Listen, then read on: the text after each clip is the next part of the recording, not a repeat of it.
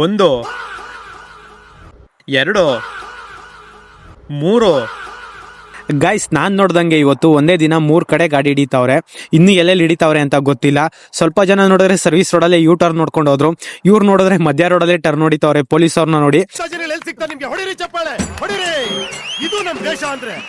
Guys ನೀವು ಅಷ್ಟೇ ಈ ತರ ತಪ್ಪೆಲ್ಲ ಮಾಡಕ್ ಹೋಗ್ಬಿಡಿ. ಸ್ಟ್ರೈಟೇ ಹೋಗಿ 500,000 ಫೈನ್ ಕಟ್ಟಿದ್ರು ಪರವಾಗಿಲ್ಲ ಪೊಲೀಸ್ ಅವ್ರಿಗೆ.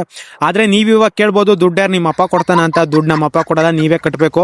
ಯಾಕಂದ್ರೆ ತಪ್ಪು ಮಾಡಿರೋದು ನೀವಲ್ವಾ. ಅದಕ್ಕೆ ನಾನು ಹೇಳೋದನ್ನು ಸ್ವಲ್ಪ ನೀವು ಕೇಳಿ ಗೈಸ್. ಪೊಲೀಸ್ ಅವ್ರು ಗಾಡಿ ಹಿಡಿತಾವ್ರೆ ಅಂತ ನೀವು ನೋಡಿ ಗಾಬರಿಯಾಗಿ ಯೂ ಟರ್ನ್ ನೋಡಿಯೋ ಟೈಮಲ್ಲಿ ಹಿಂದೆಯಿಂದ ಯಾರು ಫಾಸ್ಟ್ ಆಗಿ ಬಂದು ಗುದ್ದಿದ್ರೆ ಏನ್ ಮಾಡ್ತೀರಾ? ಆ ತರ ಯಾರಿಗೂ ಆಗೋದ್ ಬೇಡ. ಹೇಳಿದ್ದು ಎಕ್ಸಾಂಪಲ್. ಆ ತರ ಆಗೋ ಚಾನ್ಸಸ್ ಎಲ್ಲ ಇರುತ್ತೆ. ಹೆಲ್ಮೆಟ್ ಹಾಕೊಂಡು ಗಾಡಿ ಓಡಿಸಿ ಗೈಸ್.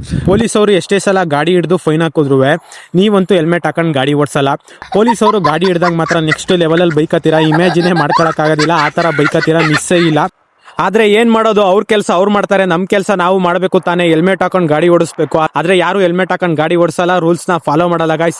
ಇನ್ ಮುಂದೇನಾದ್ರೂ ಹೆಲ್ಮೆಟ್ ಹಾಕೊಂಡು ಗಾಡಿ ಓಡಿಸಿ ಗೈಸ್. ಸೇಫ್ ಆಗಿ ರೈಡ್ ಮಾಡಿ, ಸೇಫ್ ಆಗಿ ಮನೆ ಸೇರ್ಕೊಳ್ಳಿ. ಎಲ್ಲರೂ ನಿಮ್ಗೋಸ್ಕರ ಮನೇಲಿ ವೆಯ್ಟ್ ಮಾಡ್ತಾ ಇರ್ತಾರೆ, ನೆನ್ಪಿರ್ಲಿ.